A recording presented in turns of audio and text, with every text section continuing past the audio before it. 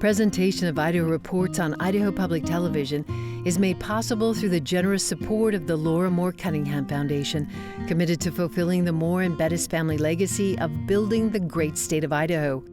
By the Friends of Idaho Public Television and by the Corporation for Public Broadcasting. The people of Idaho had their say on legislative representation, and now lawmakers have elected their own leadership. And that's going to have big implications on policy for the next 2 years, including potentially public money for private schools. I'm Melissa Davlin. Idaho Reports starts now.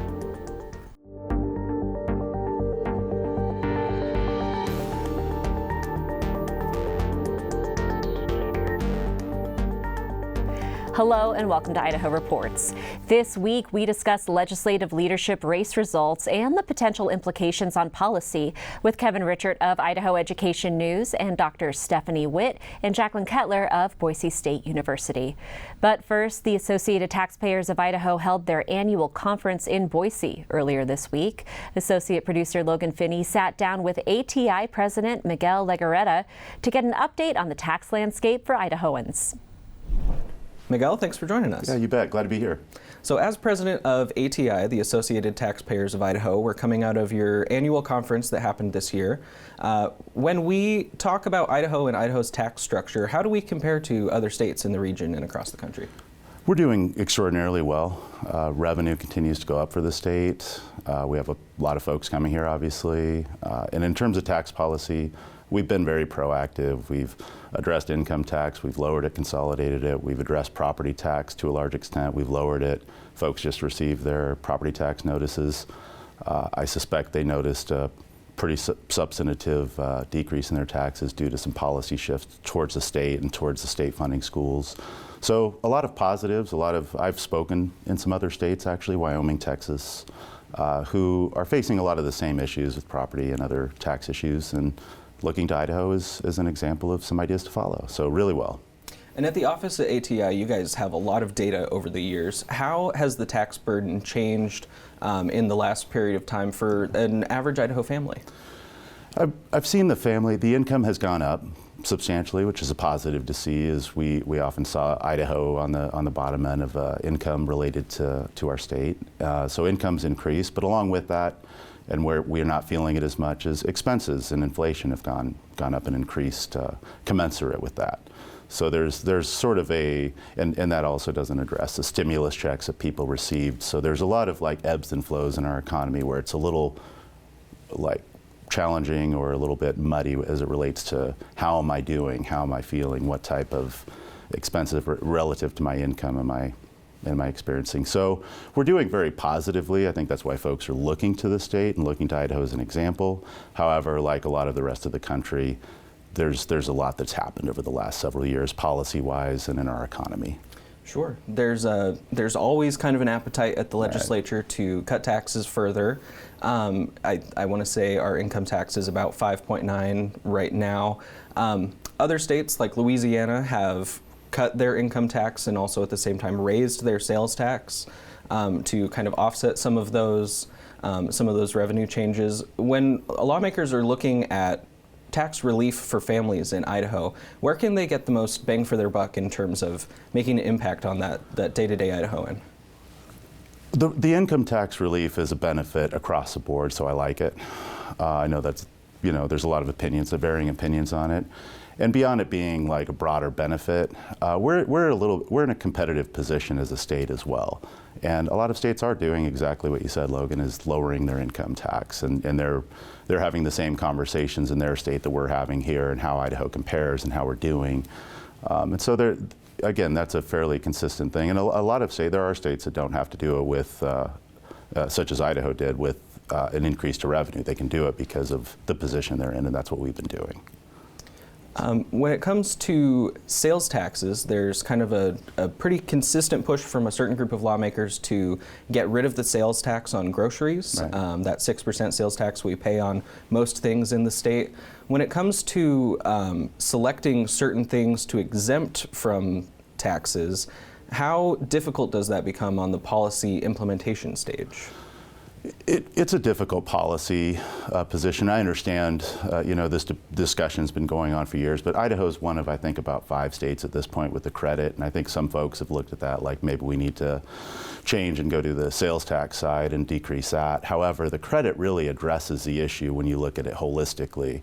About 90+% of Idahoans get it, people that are tourists and others don't. And in addition to that, if increasing the credit is something we want to look at, we can address that inflationary component of it by increasing the credit that people claim, and then look how that number aligns with the other side of the discussion so we get parity on that front. So I think the credit is the way to, like, in a consistent way without destabilizing our income and our revenue relative to the folks who don't pay it or wouldn't. That benefit with the credit would sustain itself. And the credit structure is also unique in that it's changing, it's cutting that money out of the revenue stream before the state collects it, rather than the state setting up some sort of program and then doling out funds to people. Is that right? That's correct. Yeah, it's set up before it hits the revenue, and it's already set up as what's the benefit to. It's set up to go. Increasing it is de minimis, if any, change to our policy. And certainly that's a big issue, right? Everybody feels it at the grocery store. So what can we do to address that? It's a real quick fix. And another policy area that's getting a lot of attention, especially the last couple of years, is school choice, giving families options for private schooling. I won't ask you about school choice broadly, but one of the ideas is a tax credit for private school funds. So that would be kind of a similar structure to the grocery tax credit in a way. It'd be people taking money off of their income taxes to put toward, in this case, private school expenses. Is that a good way to carry out public policy goals? We have policy goals where we want to reward certain behavior or make certain behavior easier. How effective is it to do those type of things through the tax code? In terms of the policy side and the influence side, it works. Credits work very well in that regard. I think the discussion to a large extent will be, to your point, on the other side. What do we think of it in terms of a policy dynamic? That's an interesting discussion they'll have. And also in terms of the revenue. Our revenue, while stable and increasing, isn't what it was. And so the piece of the pie isn't as big as it was either. So I think those are the big discussions there. But in terms of the policy dynamics and the credit in and of itself, it works well in that respect, similar to the grocery credit. All right. Well, Miguel Legarreta, President of the Associated Taxpayers of Idaho, thanks for your time. Hey, appreciate it. Thank you. If you can't get enough tax policy, check out this week's Idaho Reports podcast. Logan spoke to House Speaker Mike Moyle about his tax priorities for the upcoming session. You can find the Idaho Reports podcast on your favorite podcast player. On Wednesday night, lawmakers met to elect new leadership for minority and majority caucuses in both the House and Senate. You may recall that longtime Senator and President Pro Tem Chuck Winder lost his primary election in May, leaving that position open. And that meant all eyes were on those Senate Republican leadership elections this week. Ultimately, senators chose Kelly Anthon as their new Pro Tem. President Pro Tem Anthon is an attorney from Burley and was first appointed to the Senate in 2015. Republican senators also picked Senator Lori Den Hartog of Meridian as their majority leader, Senator Mark Harris of Soda Springs as assistant majority leader, and Senator Ben Taves as majority caucus chair. Democrats stayed the course with their picks, with Senator Melissa Wintrow as minority leader, Senator James Ruchti as assistant minority leader, and Senator Janie Ward Engelking as caucus chair. Joining me to discuss the implications of the leadership elections is Kevin Richert of Idaho Education News and Dr. Stephanie Witt and Jacqueline Kettler of Boise State University. We'll get to House leadership in just a bit, but first, Kevin, no surprise that Senator Anthon moved from majority leader to President Pro Tem. Fairly logical progression. He's been in leadership for several years. Yeah, I think it's an interesting mix, though, that you have in Senate leadership. You know, you have some experienced folks like Anthon, Mark Harris, who moves up from caucus chair to assistant majority leader, but a couple of new faces in Senators Den Hartog and Taves, who are also more conservative members of that Senate Republican caucus. So a little bit of a mix ideologically as well. new faces in leadership, and also in the leadership in general with Senator Taves. But Senator Lori Dunn Hartog is one of the longest-serving members now of the Idaho Senate, and has played, I think, pivotal roles in a lot of really important legislative discussions over the years. Right, we've had some really key debates, and so seeing some changes, we had some openings, right, in leadership, and so seeing these changes will be really interesting to see kind of the direction of policy in a chamber that looks to be more conservative with some of the changes in the primary election, the general election, but you know, we still see some institutional knowledge here too, which can be key for kind of shepherding through policy.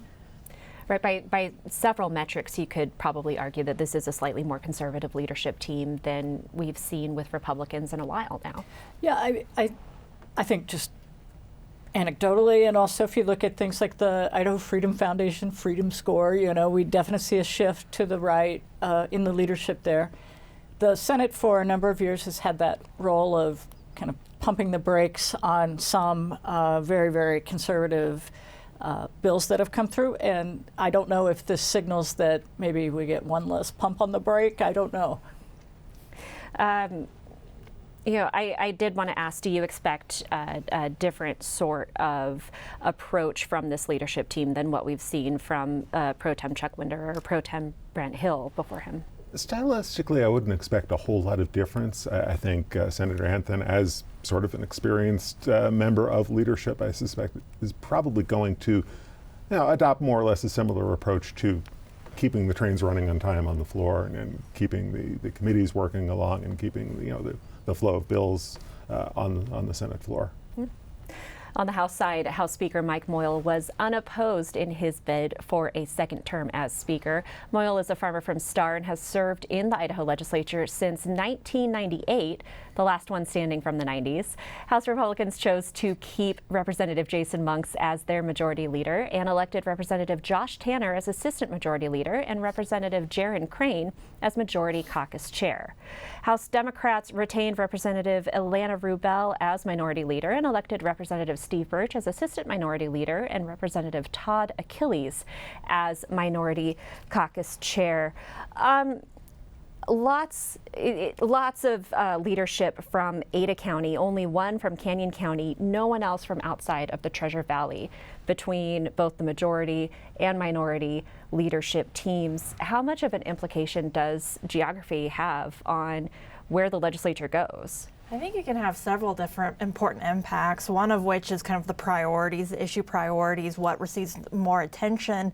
Additionally, if there's already a perception that the Treasure Valley may have some benefits or command more sway in policymaking, whether or not it's accurate, having leadership largely from one region may reinforce some of those perceptions. And so I think it'll be interesting to watch how that impacts both the policies we're spending a lot of time on, as well as some of the positions and debates we have about them.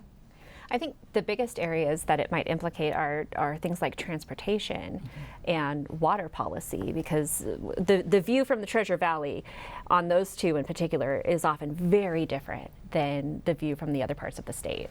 I think that's true. The needs are different. The scope of the needs are different in the rural setting as opposed to the Treasure Valley. But I wouldn't read this to be that there's some kind of friendliness towards urban issues, though, just because the leadership team is coming from Ada and Canyon counties. Local option taxation, for example, a thing that lots of cities have brought forward as a priority, never has a chance really to get going. And so I don't think that means necessarily that that cities are going to do better, but maybe some of the things that are important to the Treasure Valley. And I always wonder if one of those things is going to be vouchers or the education money following the student, however you want to call that, because it's not really a choice in most rural communities. There aren't a lot of private schools. You don't really have that choice, and the hit to their budgets might be more severe. And I know that, if you were to talk to these members of leadership, I'm positive that none of them would say, of course, we're going to favor Treasure Valley. I don't think it's a conscious thing, but the reality is your constituents from Ada County are going to have a different point of view than constituents from Bonner County, for example. Well, yes, but I think if a viewer is watching this from Boundary County or Bear Lake County and they're worried that this is going to be some monolithic legislative leadership on Treasure Valley issues, this is actually a really good microcosm of what we've seen in Treasure Valley legislative politics. You've got, 3 leaders from Boise, Garden City, the blue legislative districts in this urban area, and then as you head west into District 15 and into those West Treasure Valley districts, very conservative representation and a very conservative House Republican leadership team. I mean, this is Treasure Valley legislative politics in a nutshell. Very representative of their caucuses and very representative, I would argue, of their constituents. Absolutely. With Representative Josh Tanner from that Eagle area and Speaker Moyle from Star, Representative Crane from Nampa. I would argue that they very thoroughly represent their constituents.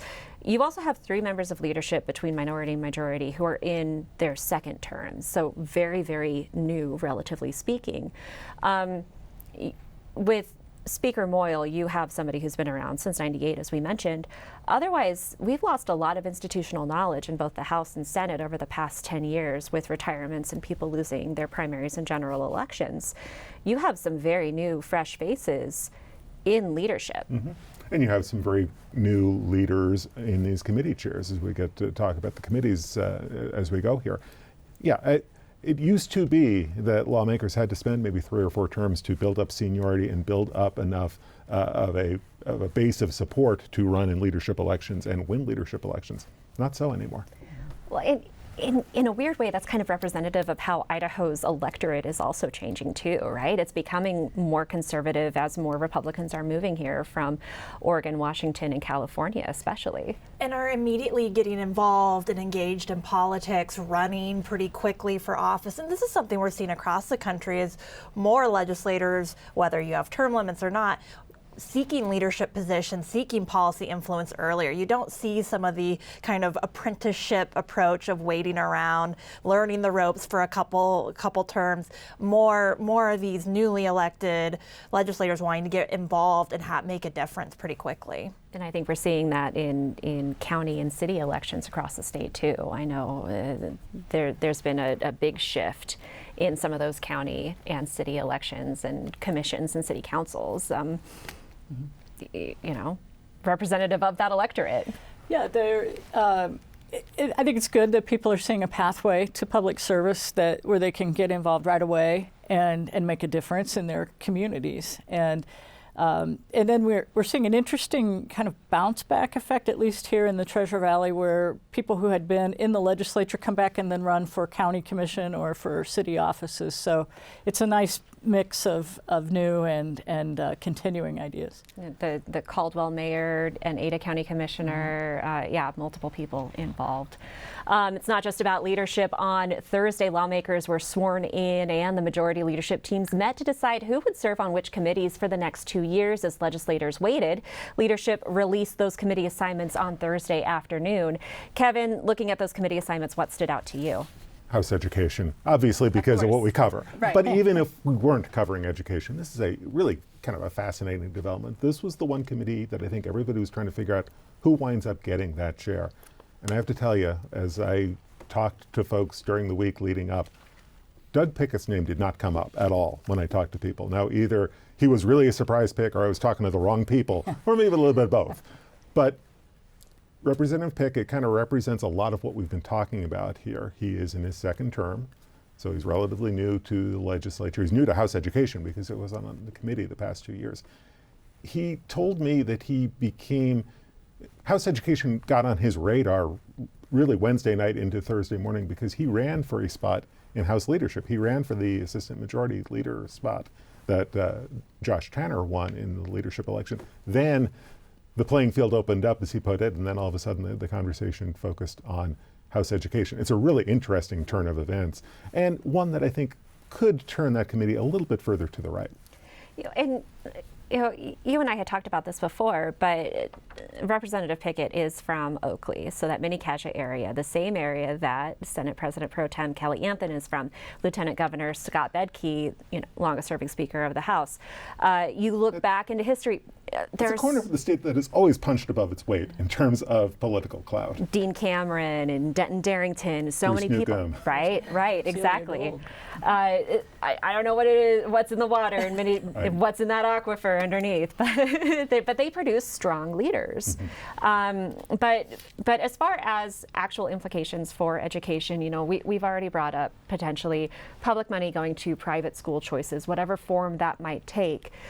We have heard about this year after year after year, and a lot of times one of the education committees ends up being the spot where that conversation stops. Yeah, let's talk about the House first.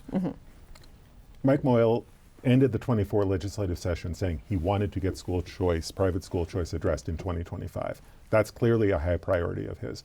While we don't know a whole lot about Representative Pickett's background, we do know that when a tax credit bill, a private school tax credit bill, went to the Rev and Tax Committee, where he served earlier this year, he voted for it. Now it died in committee, but he was one of the lawmakers who voted for it. So you would draw off of that he's probably going to be a little bit more receptive to private school choice, certainly than Julie Yamamoto, who had chaired the committee and was very skeptical. And lost her primary And lost election. in the May primary, largely over the private school choice issue. So you would think that right now the pathway would be more or less clear in the House to get something out of that committee and get something off of the House floor.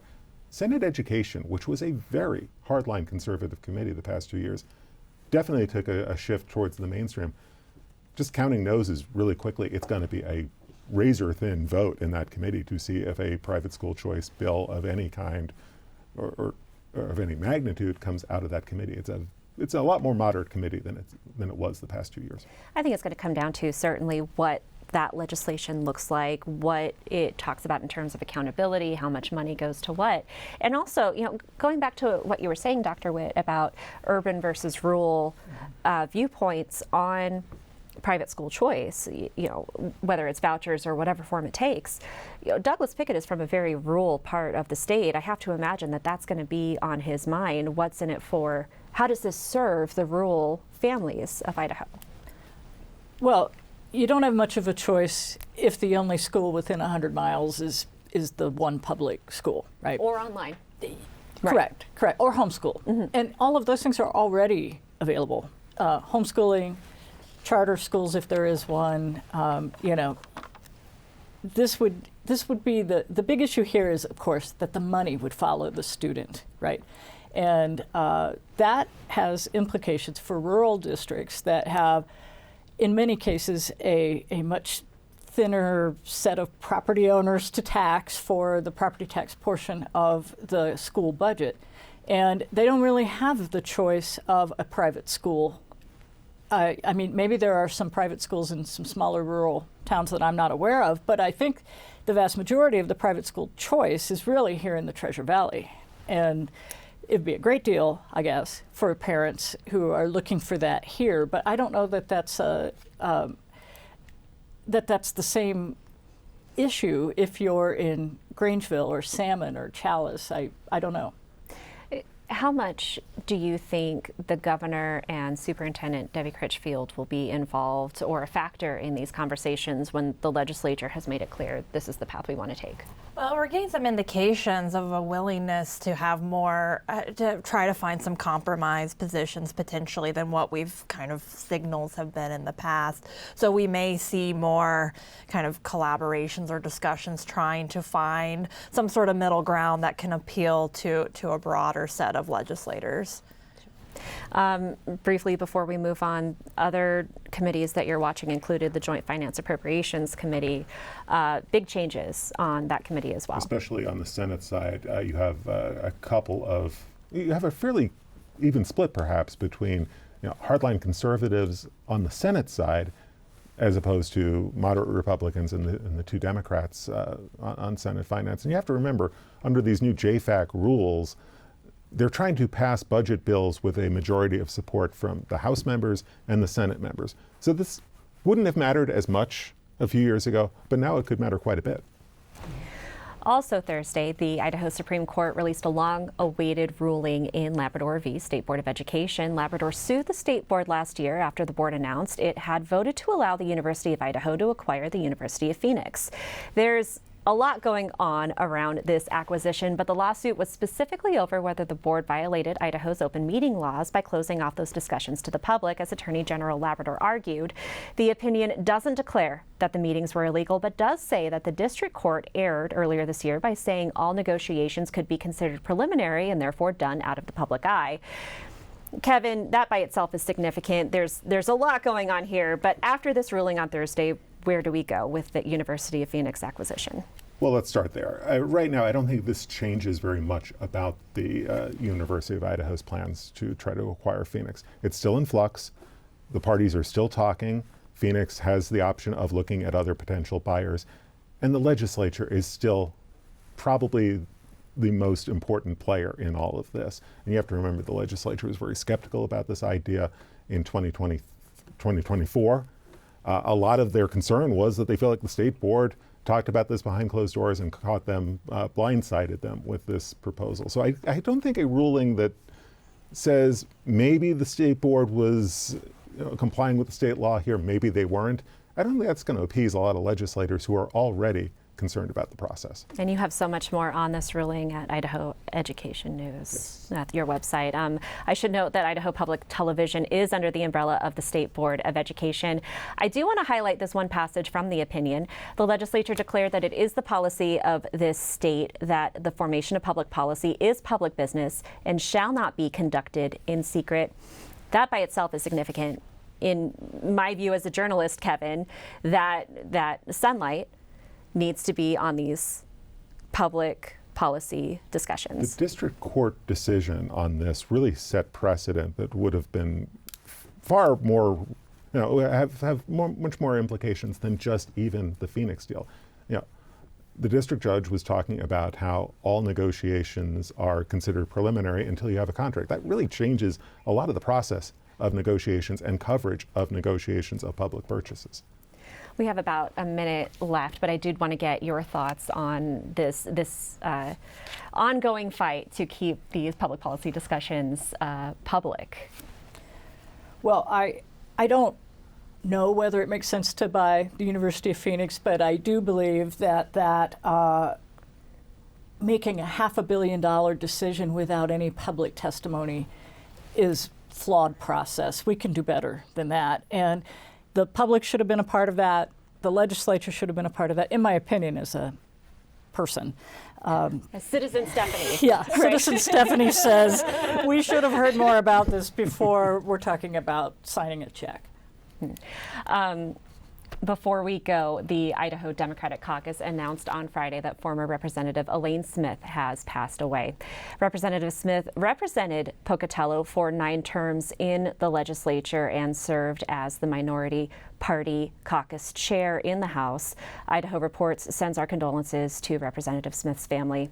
Thanks so much for watching. We have much more online. You can find our content at idahoreports.org. We'll see you again next week.